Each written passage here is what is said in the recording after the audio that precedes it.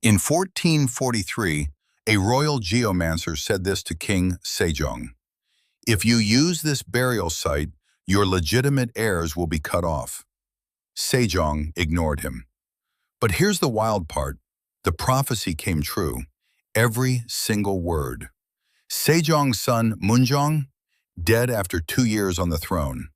Munjong's son, Danjong, throne stolen by his own uncle, executed at 17. The uncle, Prince Suyang, becomes king, and then his firstborn son dies at 20. His grandson dies at 3. 4 generations. Every single legitimate heir gone.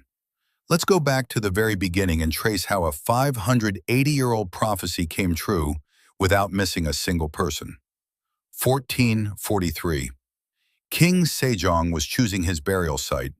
It's a king's tomb, so naturally he called in a geomancer to read the land.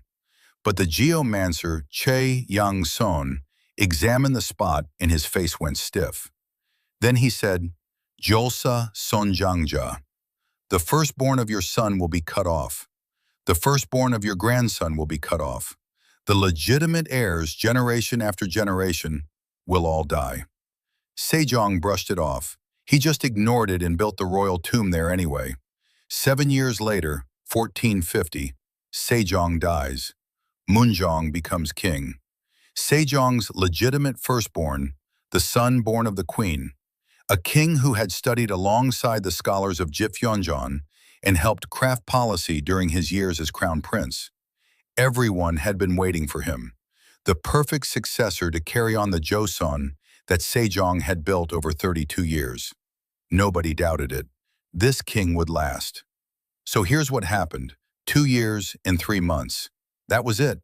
May 14, 1452, Chonchu Hol, Gyeongbokgung Pelisu. As Munjong took his final breath, he gave his last words to Hwang Bo-in and Kim Jong-so. Who were these men? The very ministers Sejong had personally named before his own death. "Help my son, Munjong." Now Munjong was making the exact same request. "Please take care of my 12-year-old son." A father's dying words, repeated by the son. Except this time, the child left behind was only 12 years old. A few days later, Danjong ascended the throne at Gunjongmun Gate, 12 years old, the first monarch in Joseon history to become king as a teenager. His father Munjong was a legitimate firstborn. Danjong was a legitimate firstborn. Legitimate heir succeeding legitimate heir. That had never happened since Joseon was founded. The geomancer's prophecy, the legitimate heirs will be cut off. At this point, the firstborn lineage had continued unbroken for 2 straight generations. But this kid had nobody. His mother, Queen Hyundog, died exactly 1 month after giving birth to Danjong. She was 23. Danjong grew up never knowing his mother's face. His grandmother, Queen Sohon, had already died 6 years before that. Normally, when a child king takes the throne, a queen dowager or grand queen steps in to watch over him. Danjong had none of them. Think about it. A 12-year-old just got placed in the Shio's chair with no adult backing him up whatsoever. And the company is a country. All he had were a handful of ministers his father left behind. Meanwhile, ambitious uncles were crawling all around him. Let me lay this out clearly. The prophecy said, legitimate heirs will be cut off. Munjong, the legitimate firstborn of Sejong's queen, gone after just 2 years of reign. Prophecy number 1, fulfilled. 3 more still remained.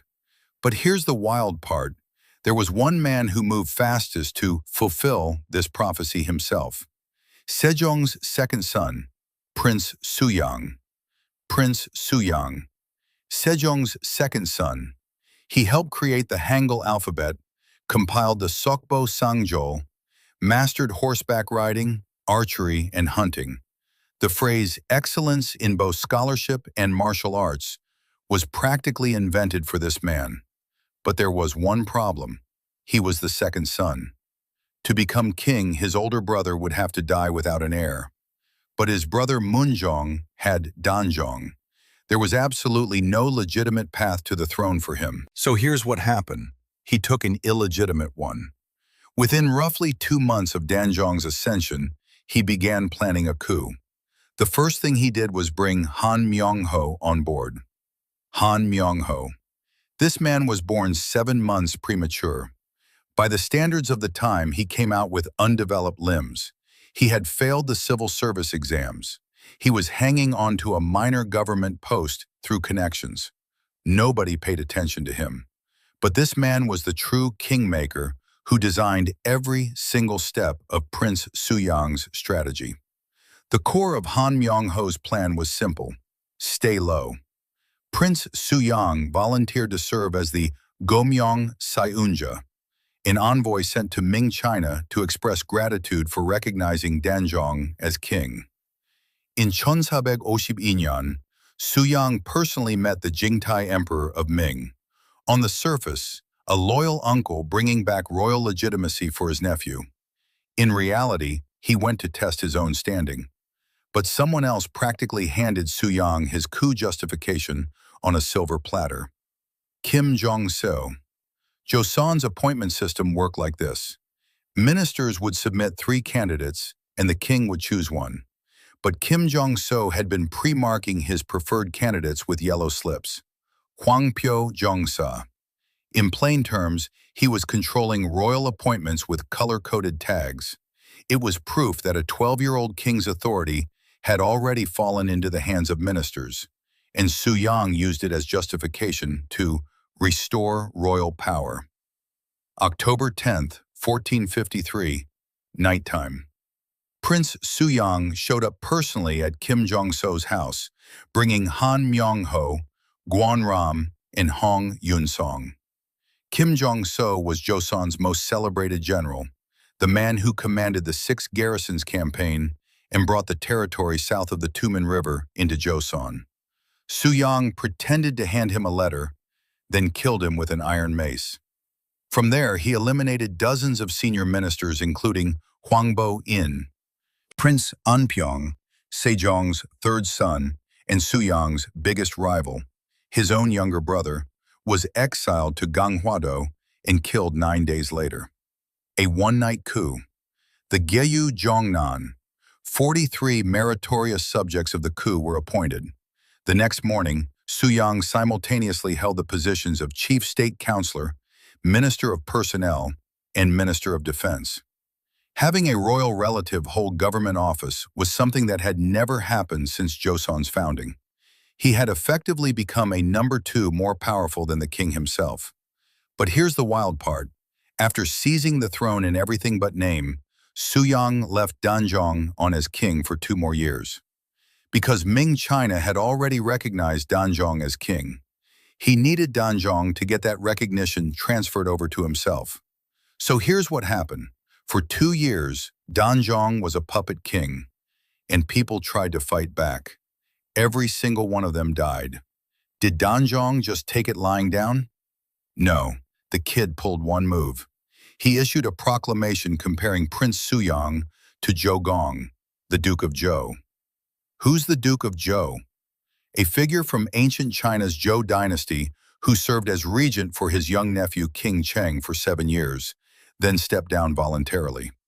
In plain terms, a 12-year-old king sent an official document saying, "Uncle, please be like the Duke of Zhou, just advise me, and don't touch the throne."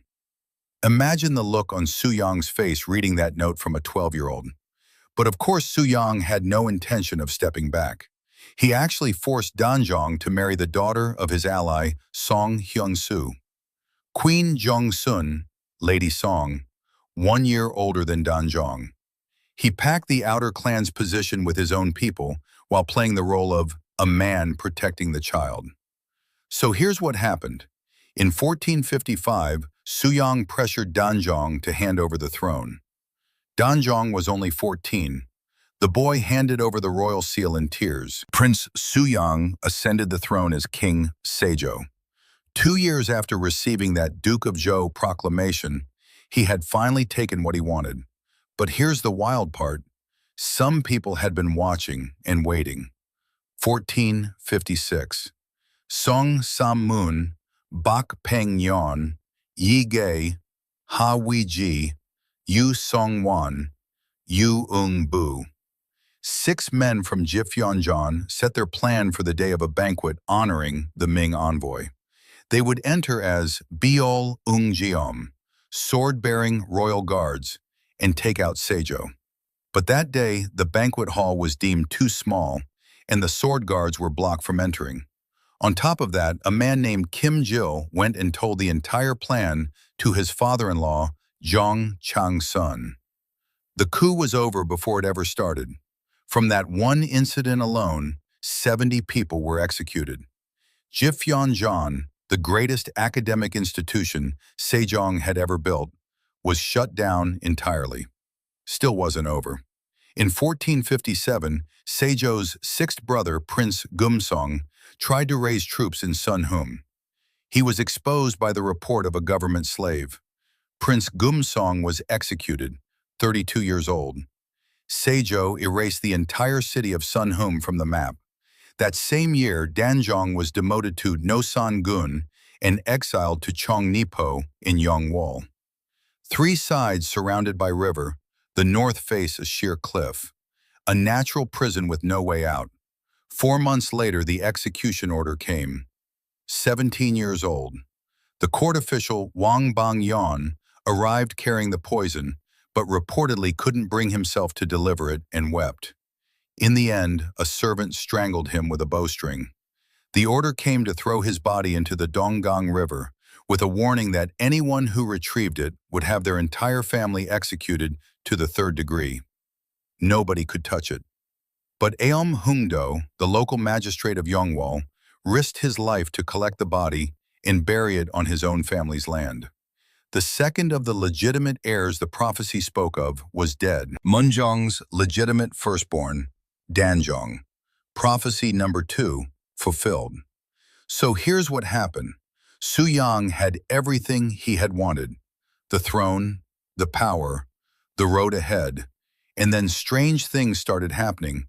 Remember what the prophecy said. Jolsa Sonjangja. 2 more still remained. Chonsabek Oshipchil. The same year Danjong was executed.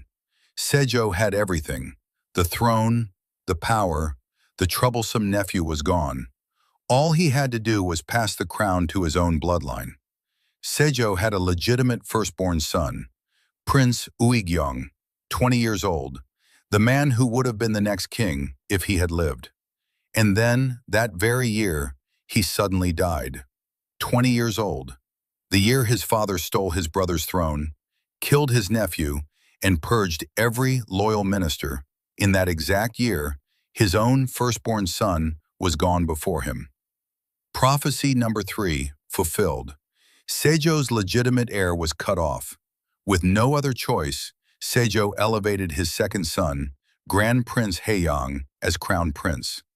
This is the man who would later become King Sejong. In Chonsabek Yukshipar, Sejo died and Sejong ascended the throne.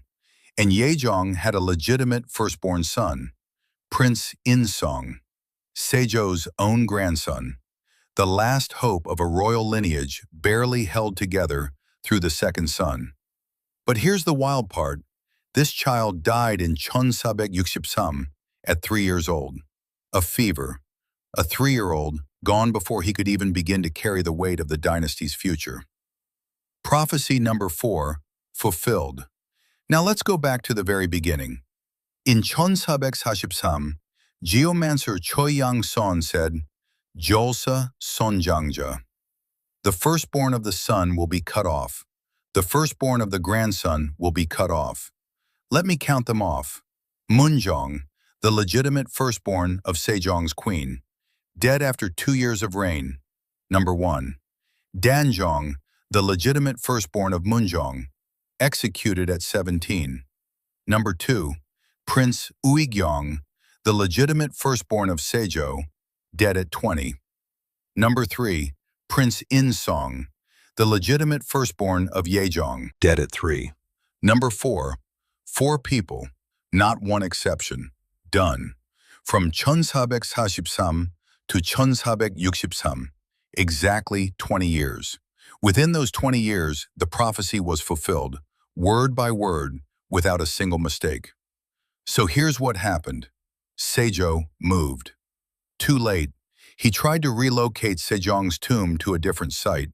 If the burial ground was the problem, changing it would break the curse. That was his logic. But the costs were too great and opposition too fierce. The relocation to Yeoju was only completed in the first year of Yejong's reign, 1469. All four were already dead by then. The prophecy had long since finished. So what became of the man who set the prophecy in motion? Sejo lived to see all of it. Around the age of 42, something started going wrong with his body. His skin began to rot.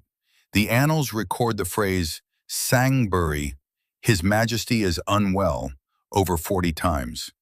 Sejo himself said the hot springs were helping. After 48, it was completely out of control. He shuttled between the Onyang hot springs, toured mountain temples, visited Sangwonsa, traveled all the way to Gumgangsan. A festering skin disease, blood and pus ran from all over his body. The hands that had seized the throne were bleeding. But here's the wild part. Evidence of that blood and pus appeared 580 years later.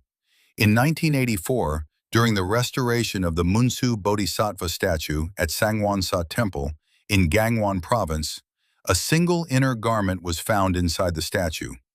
When they unfolded it, the stains of blood and pus were still there, soaked deep into the fabric. In 1466, Sejo's daughter Princess Uigyeong had offered it to the Buddha, praying for her father's recovery. It is now National Treasure number 793. A person's blood and pus from 580 years ago, still embedded in a piece of cloth, still here today. That's real. Folk legends tell this too. Every night the ghost of Queen Hyundok, Danjong's mother, appeared and spat on Sejo. When Sejo woke up, the sores on his body had spread further. It's not in the annals, it's folklore. But the fact that ordinary people invented that story themselves means something. They wanted Sejo to suffer. The curse the people wished for, that was what it was.